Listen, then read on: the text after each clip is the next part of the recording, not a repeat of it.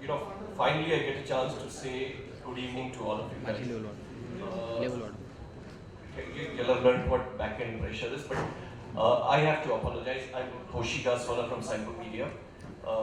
Spent a lifetime with this organization. Right now, I made up the media business operationally as the CEO and editor-in-chief. First of all, absolutely sincere apologies for the delay. Okay, technical issues. I don't want to blame anyone. I will take the fall for it. So I'm very, very sorry. We've been trying to set this up and get going. We've got a packed agenda ahead of us. Thank you everyone for coming in early. We're going to start with our keynoter, Dr. Vijay Bhatkar, followed by a presentation from Sify. There's a panel that I'm conducting, then we have another presentation from NetApp. We've then got Kiran Deshpande, who I will introduce in detail later, and we have some entertainment, a mimicry show after that, followed by cocktails and dinner. The theme of the conference, as all of you know, is handling transformation through all the digital disruptions. I'm not the expert on it. There are enough experts here, so we can kind of call on them. I'd like to introduce our keynoter. I'm a little humbled, having to introduce a man like that who needs no introduction. I'm pleased and delighted to have Dr. Vijay Bhatkar along with us. Yes, I heard someone starting to clap, so you could. A big round of applause. He needs no introduction. Dr. Vijay Bhatkar graciously agreed to come in. He's just coming from some international travel this morning and was jet lagged, but had agreed to kind of come in, and he did come in and he made it on time. Thank you, Dr. Saab. All of you will know about him, but I have to follow some standard operating procedure. So I'll just quick introduction to him. He's an Indian computer science, doctorate in philosophy and degree in engineering from IIT Bombay, masters of engineering from Maharaja Sayaji Rao, Baroda. As all of you all must be knowing, he is the architect of India's national initiative in supercomputing. He invented the Param 8000, the first supercomputer in 91, and then modified, enhanced it, and the Param 10,000 in 1998. He's built the National Param Supercomputing Facility. I can just keep going on, but the largest thing about him is he's saying no, don't. One, if you permit me, he's got the highest honor that anyone can receive in India. He is a recipient of the Padma Shri and the Padma Bhushan awards. Okay, and he's got 12 books that he's authored and 80 technical papers. Doc, I'll hand over to you. Thank you very much. I've requested him to, take a seat and give his address. So, Doc, all yours.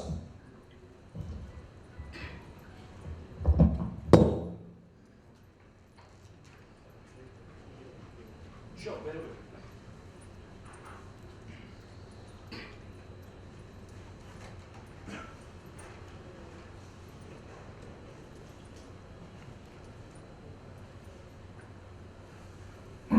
Percy, thank you for those gracious and kind words. When Pradeep Gupta really got in touch with me, and you have been in touch with me, and the whole thing, the subject really emerged as what are the emerging technologies? How are they emerging in the Indian context? Their impact? What are the policy frameworks which the government is trying to understand and trying to evolve? And how do we address the new technologies before us? What are the trends which we see, which we foresee? The information technology field is very, very, very interesting field in that context. If you look at the whole idea of computing, we go back to, say, when I was born. Just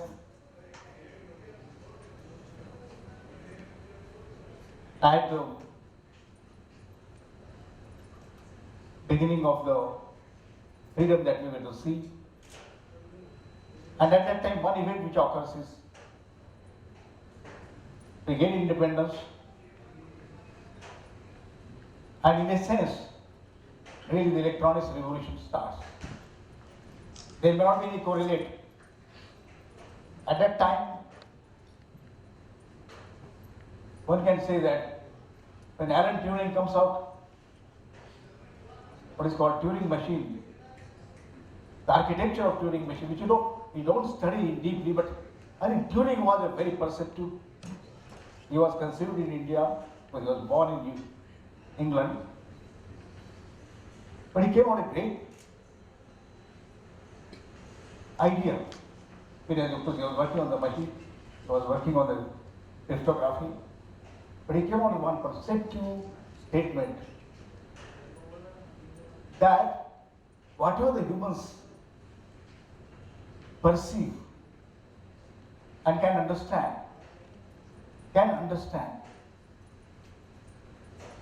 when the mind is able to model, that the machine will be able to simulate. I think that why do we see the question? I think we are all working, many of you I know, we are working in different variety of fields we are working on. Not all are represented here. But whenever I go to school, I ask a question that can you articulate, tell, or say that give me a field where computers cannot be applied. Computers can be applied here, you see. This one we see everywhere. But that was not perceived even by the inventors. You see the statements of Watson, Senior Watson, whosoever, they are not perceived that this will happen. Computer was a technology, and a very important technology. But computers will impact human life so much that there won't be any field of their endeavor where they will not impact. That means they will become an integral part of our life, humanity. Because we are talking about impact in the evolutionary steps, as human evolution itself. This was pursued by Alan Turing. Not many people, not many inventors. In this field, if you really look at it, the milestones, people did not perceive that field, that invention of transistor, an invention of microprocessor, or internet, or this one, the other thing, will impact in a manner which they said that this is what will happen, this is what the application space would be, but nobody perceived that they will impact this so profound manner. Let's take an example of the web itself. I know the web and the CERN and how it came about, the first browser, how that it was evolving. Scientists are communicating with each other, and we have a web browser with us. New languages came, HTML, other things. But the inventors didn't have the idea that web will impact the whole of humanity in such a manner which we never imagined. This has happened with internet, this has happened with web. So we are looking at any kind of transformation or we are talking of disruption, etc. in this space. So when we talk about, OC told me what we used to talk about new emerging technologies like what Internet of Things, big data analytics, deep learning, what we are talking today on the field which is impacting us is deep learning. This of course was, I think, the emergence of AI in terms of deep learning, and then all things. And these disruptions will continue to occur. These disruptions will see occurring one after another. And the idea is that how do we respond to them? One thing which we have to understand is that and this meets like this, formal meets like this, that we should be able to see the deeper aspect of this discovery. We should be able to abstract that what is exactly happening, not the devices, not the technologies, but the abstraction of them, which I think what mathematics is. certain way.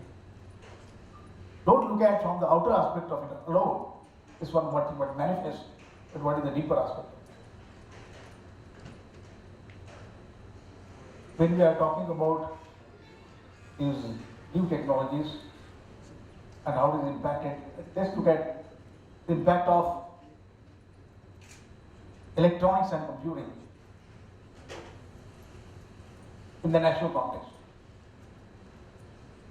So in the context of the whole humanities there that we'll see, but look at electronics. So this field, when it emerged with the invention of transistors and bell labs, and of course this manifestation, chips. It was Dr. Bhabha, Homi Bhabha, he was a physicist, nuclear physicist. Dr. Bhabha really saw this wave, that there is going to be electronics wave, and it is going to be very, very important for a nation like India.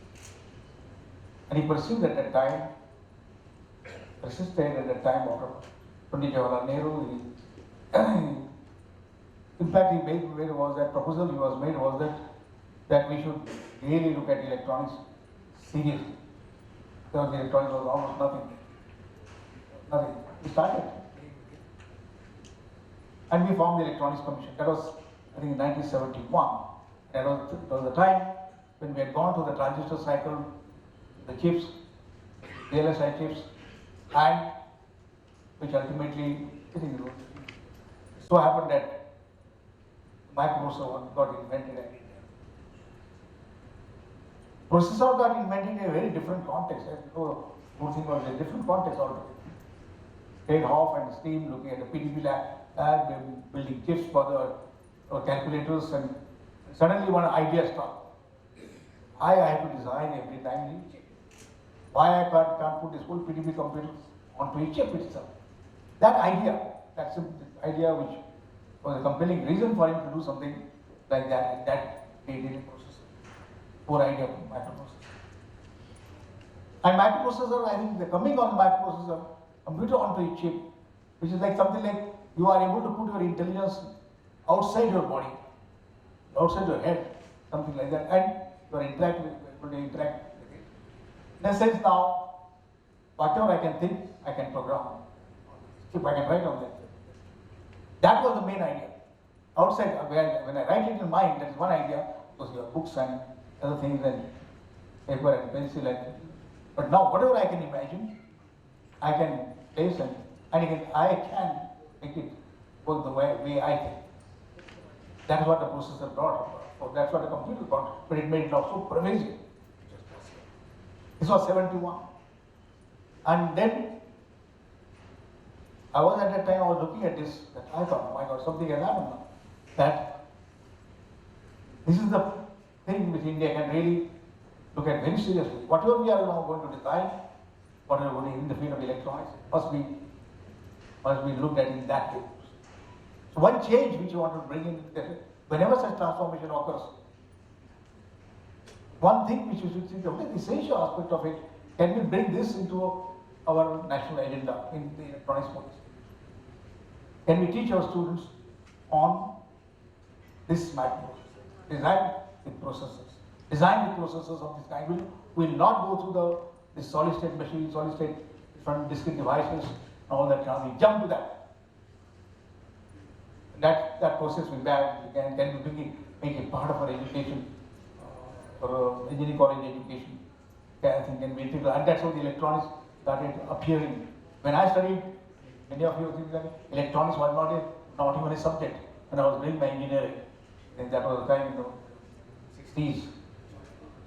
Finished my engineering in 65.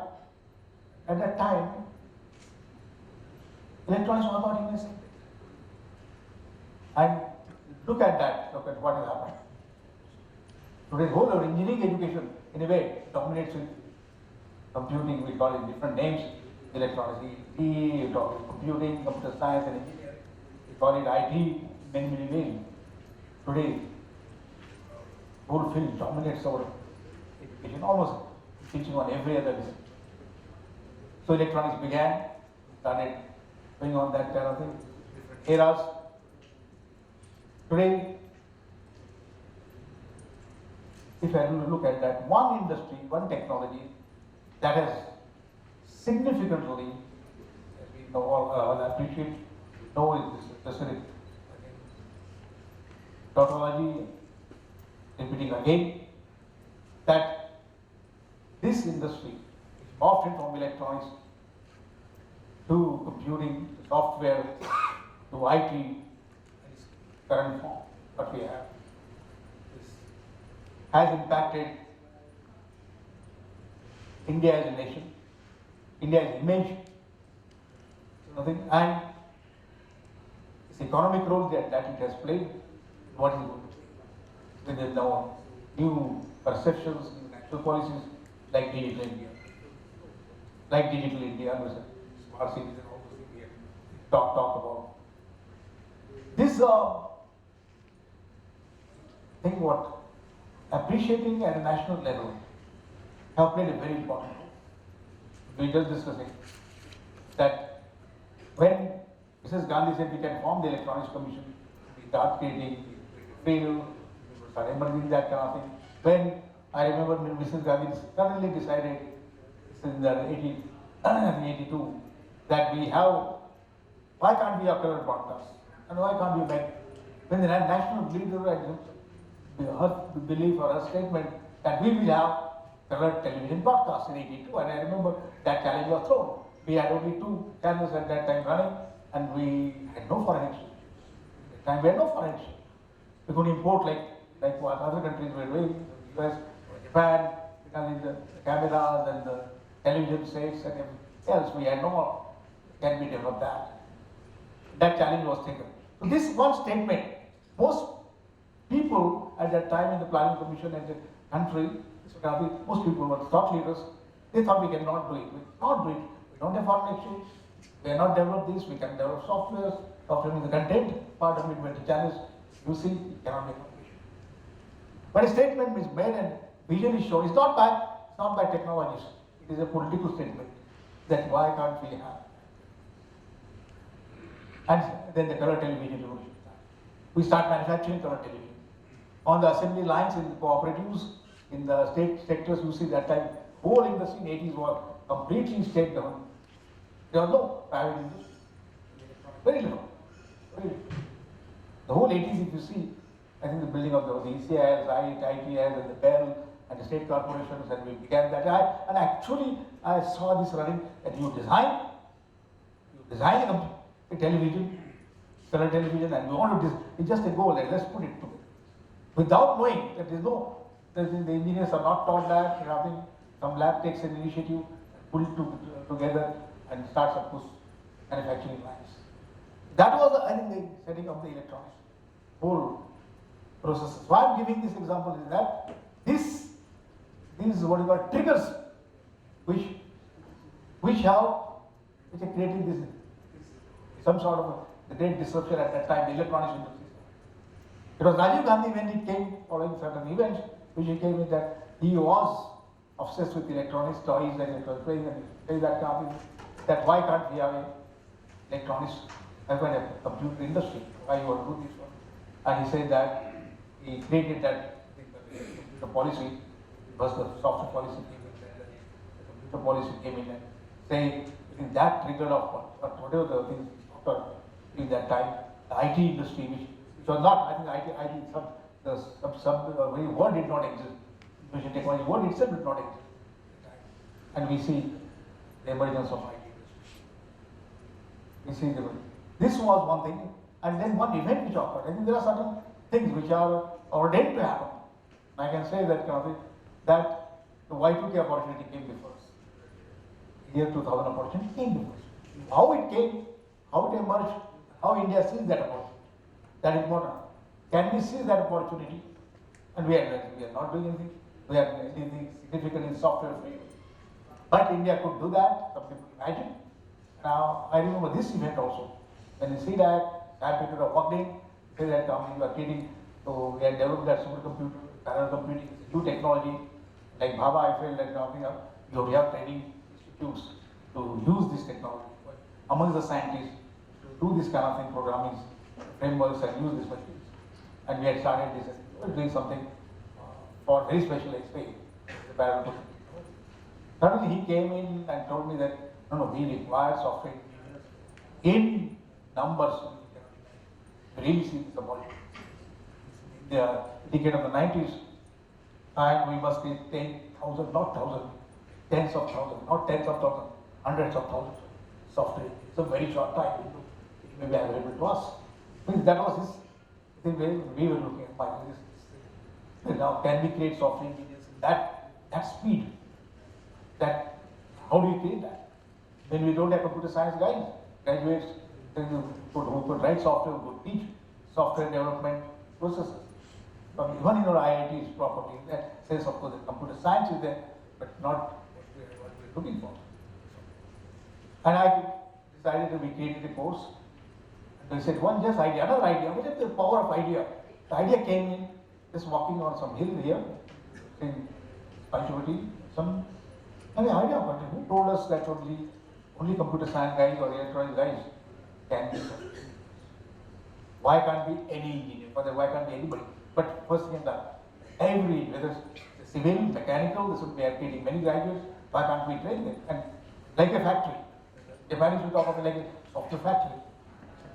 So why can't we? We created this course, it's called DAG, and I really myself wonder, a person comes with whatever background, matter of being civil, mechanical, or anybody, chemical or metallurgy or training, teaching, intensively, intentionally teaching, and then out he becomes a software. And I shared this idea with Mr. Kohli and many others at that time. He said, how can it be? How can a civil engineer be a software engineer? How can a mechanical engineer be a software engineer? I said, that very example I'm seeing in you. We have never taught software. We started learning electronics things. It's only a part of our engineering curriculum in electrical engineering. You are electrical, I'm electrical engineer. We never learned it. We are now talking, we are creating policies, we are developing systems. And so this could also be done by anybody. If at all we believe in that whole things. I said, you take these guys, some 20 guys you take, civil, mechanical, give them administration of the test. They do that test or competency test in language, competency test, and you take them. He took them. And suddenly he also, Dad, my God, these guys are doing very well. And then from the next batch onwards, there is to be rush. So he says he's doing it, everybody started rushing to. And people used to literally fight with me for recruitment. These guys come from that, and that started suddenly creating. Then other people also replicated that whole thing. We are getting software like never before. And these guys were then suddenly discovered the whole software technology parks happening, and then suddenly we said, why should we?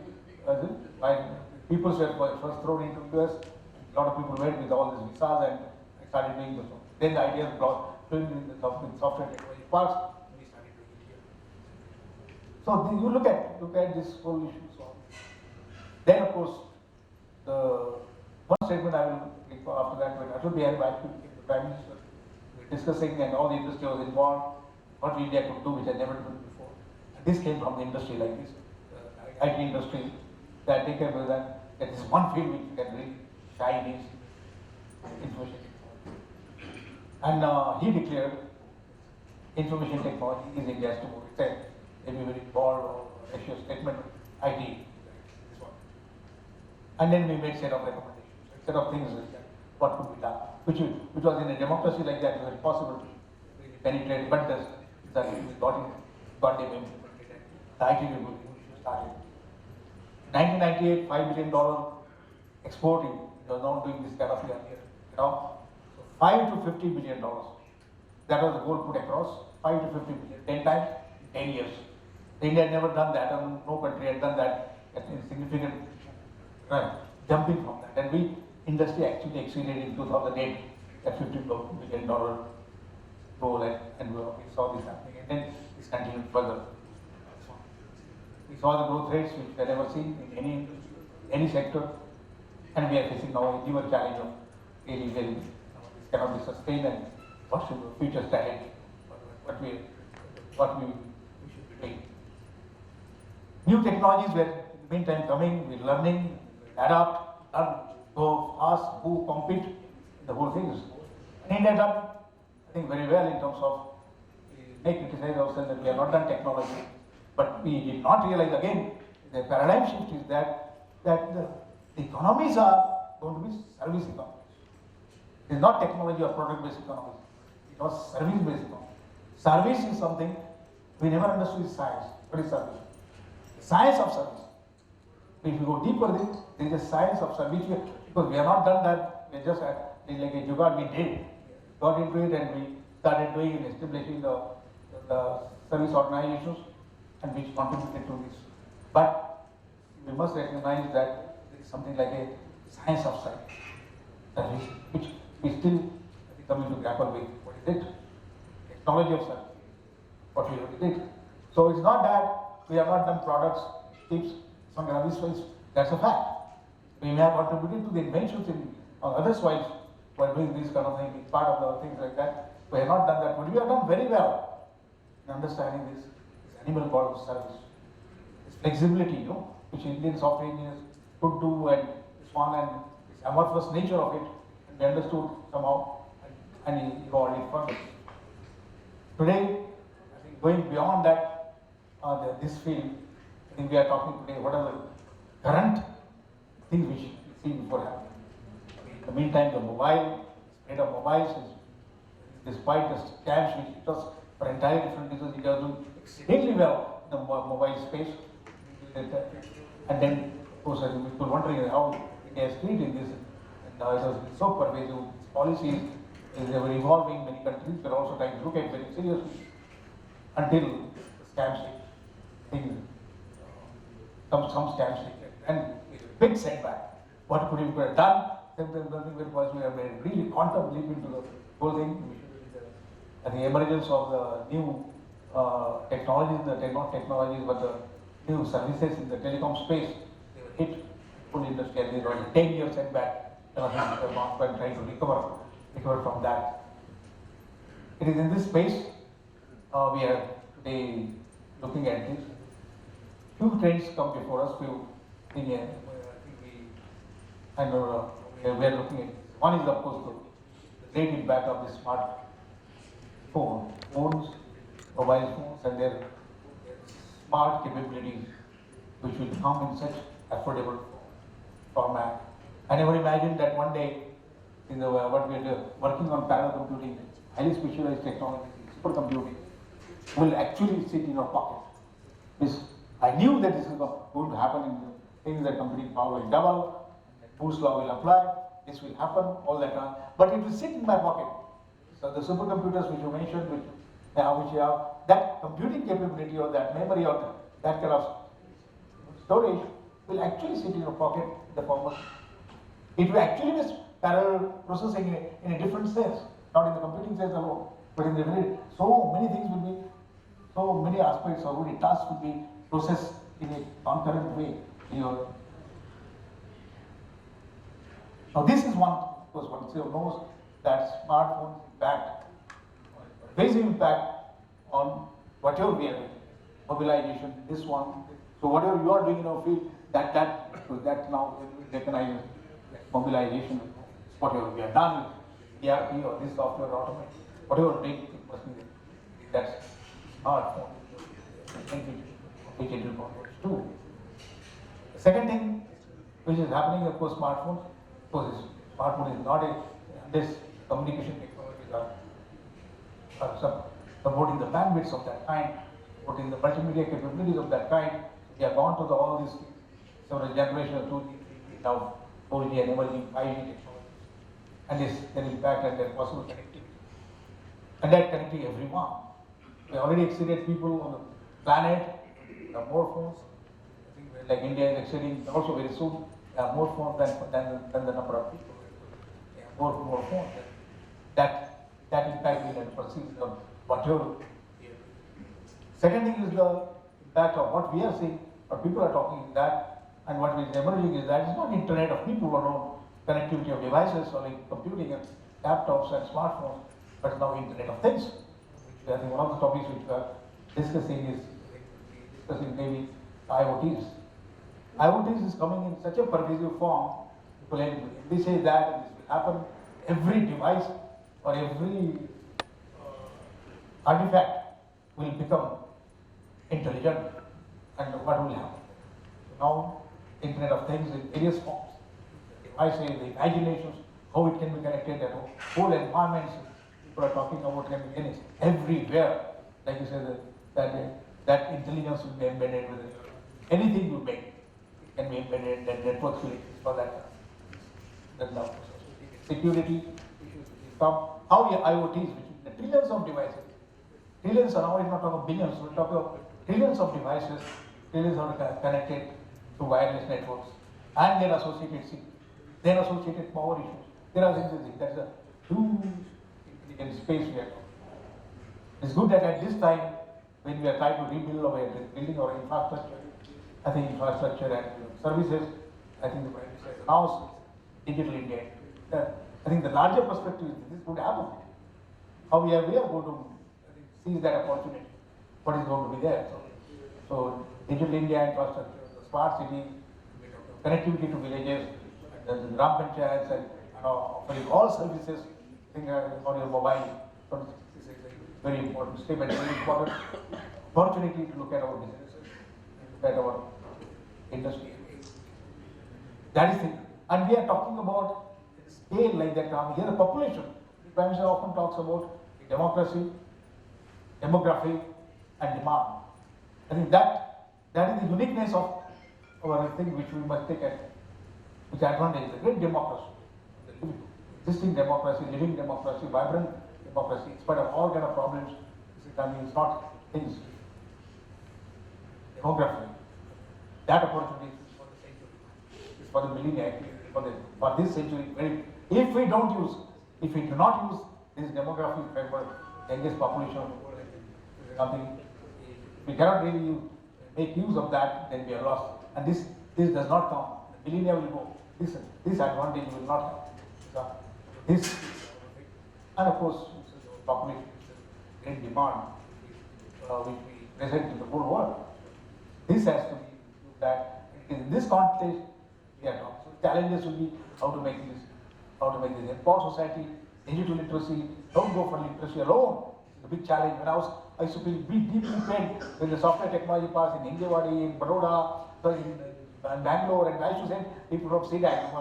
Initial directors were sent from these different people, and then they go observe that where the STP is coming, STPs are coming, then the people below there don't know how to read. That people think that we are emerging as the IT capital of the world, the knowledge capital of the world. We had a great contradiction. Towards largest population don't even know how to read, much less the right. And at the same time, we are looking at world is looking at the knowledge capital of the world. So we will have these great challenges before us, all these contradictions, contrasts. I think we live with it. And this question I remember often when you talk about it, developing supercomputing, all that kind of thing is fine. But see, we don't have computers, we don't have Excel, we don't have internet, we don't have this, we don't have that. People used to talk to me like that.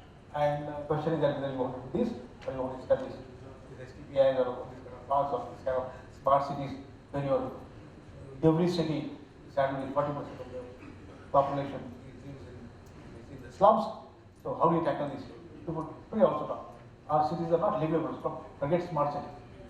The challenge, I think, the classical answer or the most simple answer given to this was by Vikram Sarabhai when the Planning Commission people have asked, talking about launching satellites, and you say that ultimately the beneficiaries will be the farmers, the villagers, for education, and this is the future of education.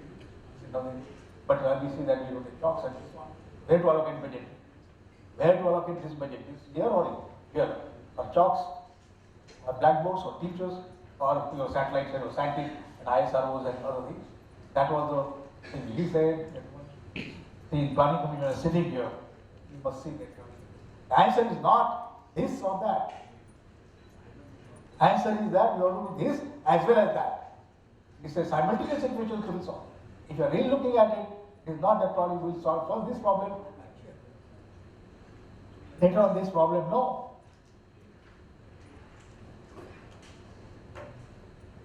So the challenges are really building smart cities. We are talking about highest of technology. Well, this is IoT, what frameworks are, of security. At the same time, the slums, water supply, the issues of sewerage management. You have to solve this simultaneously. And the opportunity of innovations are these. These challenges are our opportunities. Can we? How technologies can suddenly leap across. I mean, I'll give one example of this. When you say the democracy, because I think I experienced that part of it. The challenge of this electronic voting machine (EVMs) was given that how do you conduct our elections? Big task, such a vast population, and many nations have that same challenge like that. And at that time, electronically, we came out with the EVM machine, came out simultaneous designs and started doing it. Today, EVM is not a great invention. It's not a great thing like that, nothing, but we are able to conduct our elections.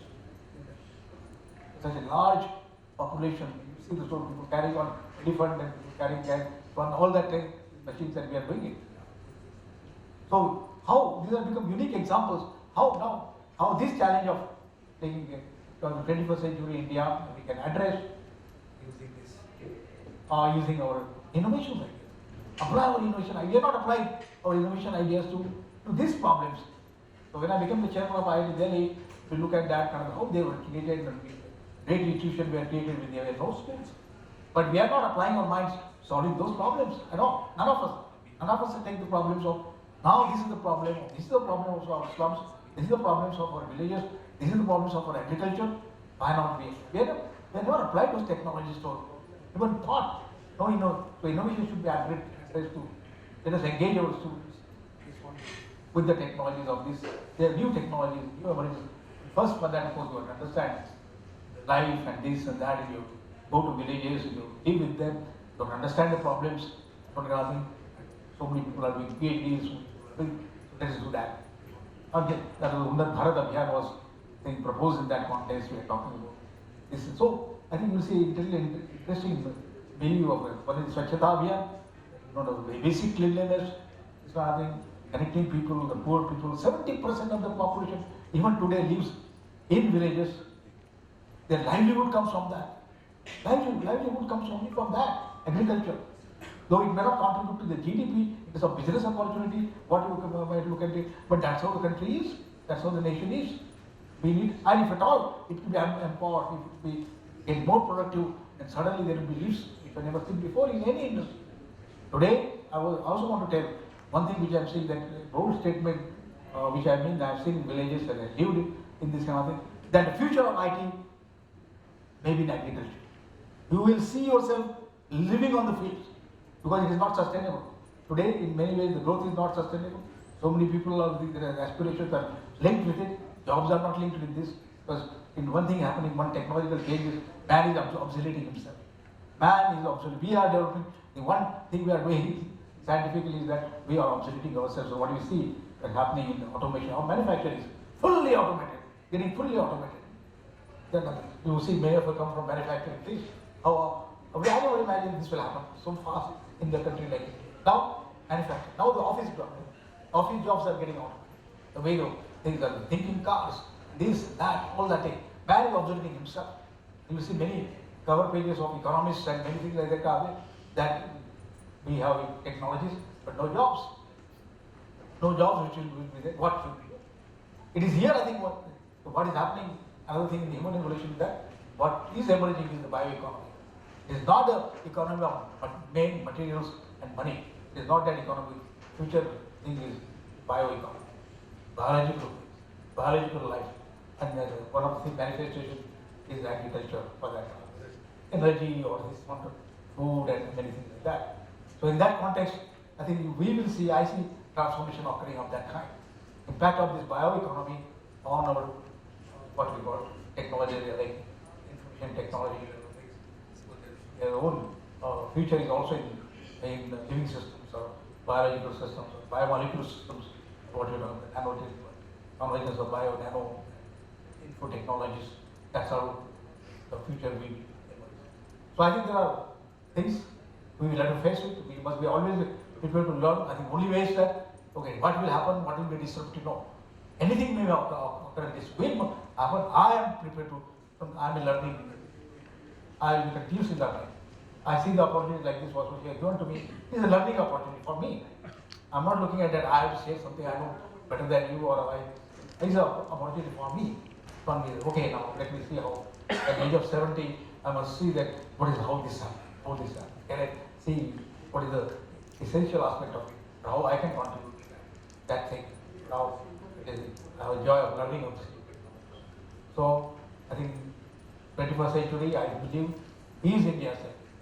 It's a historical, I think, perspective. There are some times come historical, the history. This is the time, which is to which would, and India would emerge. I never thought India would emerge the third largest economy, at least in the really World Bank purchasing power parity terms, and we are third largest economy. We never thought that China will ever overtake the US. They always fear this will happen, but not so fast, and it has overtaken. China has overtaken in terms of, if you say, just in terms of GDP and GNP in those terms, it has overtaken back. And China says, US says that now we are going to overtake, India is going to overtake US. In this decade, and we never say, we have to see how this will happen. But US, with some thinkers, world thinkers thinking, the decade of 40s, in the mid decade of 40s, which is not very far, this kind of thing, any of you see, I don't know whether I will see that paper, but I'm not even looking forward to see that, but India will overtake China. Well, I think that is the thing.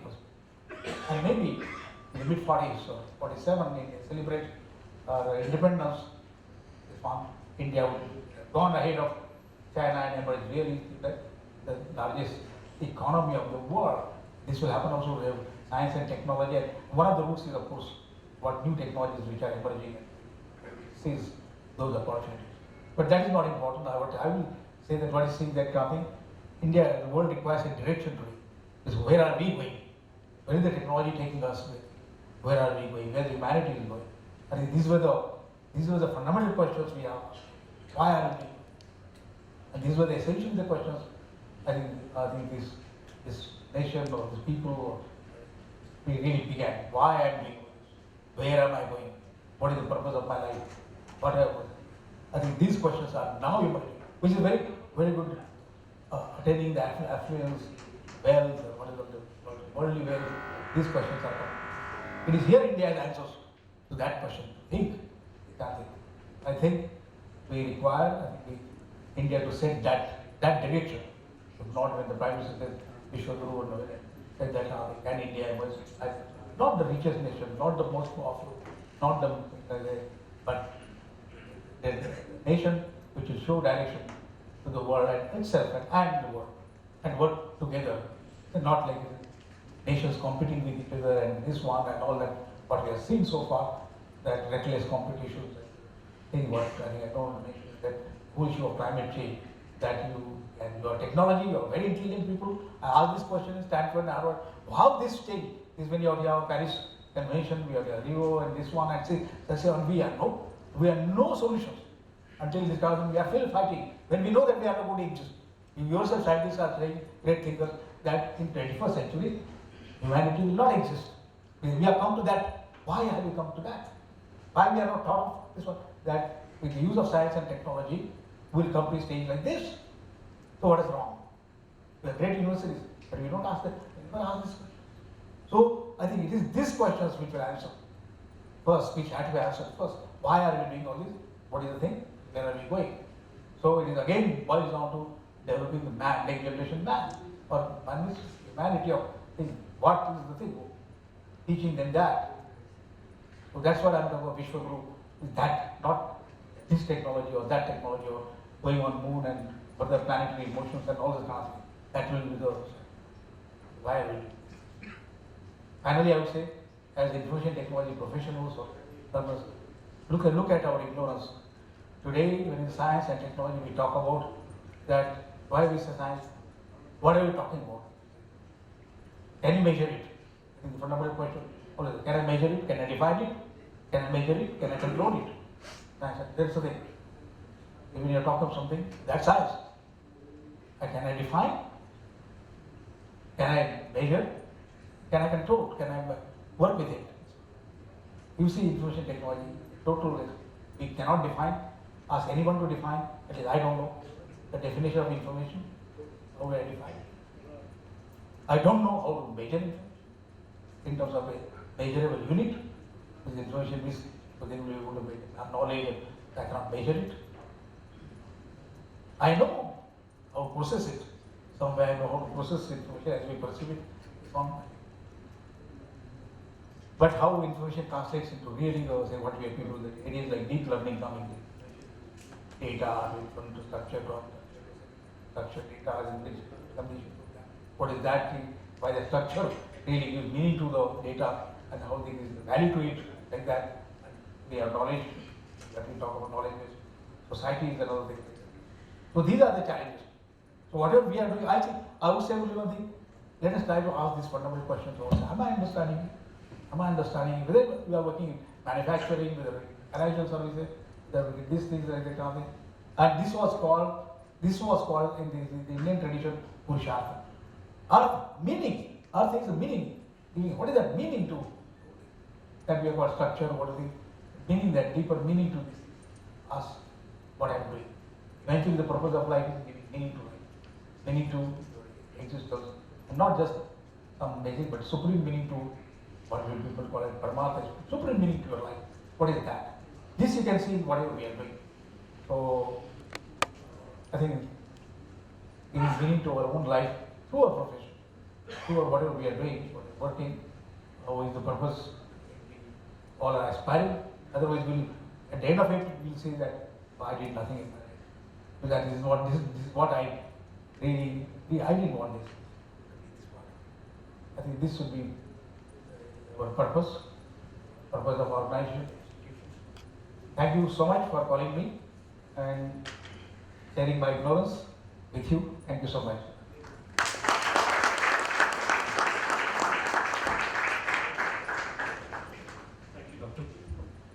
Thank you, Dr. Patkar. Very inspiring, okay, and love your enthusiasm.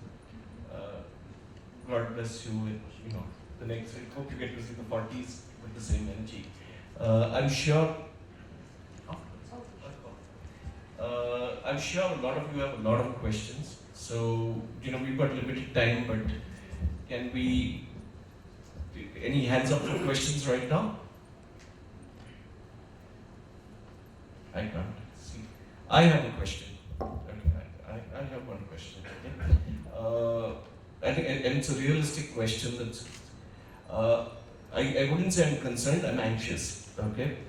On one hand, it's the IT industry that's put India on the world map. Okay, and we're known all over. And we continue to lead. You see 40% staff in Microsoft, an equal percentage in Google, all being Indian. What one is seeing of late, Dr. Patkar, is that automation and robotics is leading to a decrease in the growth of employment, and gradually it will be employment will start coming down. We are seeing people getting laid off. Stories that we haven't heard today. I just heard this morning that Twitter has laid off all its staff in India except for the sales force.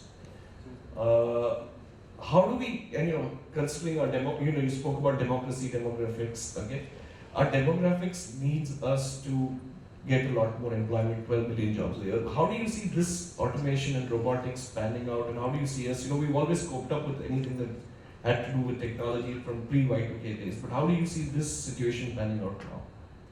I think this is a great concern. This is a concern for not only India but all of us, particularly India because of our population and youngsters and their aspirations. But this is going to happen. This is we will see that jobs will not come in manufacturing. Jobs will not kill what you call the office works and information things we are playing because they will be increasingly automated. Because we are seeing this happening. Where do we see jobs coming? That's why I mentioned in that context that economy is the biology. Biological economy, the great manifestation in agriculture. Now let's look at that. We have come from agriculture to. I see. It means the way I'm working today on this whole thing is myself working on that kind of thing. We have to go back to the field. The IT industries, IT parts of tomorrow, IT parks, or what do you call it in army? IT farms on the field, where we work with the farmers, we're working with the farmers, we're working with them cows, we're working with this one, and the fields and their life, and where we discover our meaning. So if you ask me, I cannot. So you're sharing my anxiousness and concern. Yes. Any other questions behind? Right, so if you don't have questions, may I request Arvind Saxena, CMO of Sify, to come over and hand over a little token of our appreciation to Dr. Bhatkar.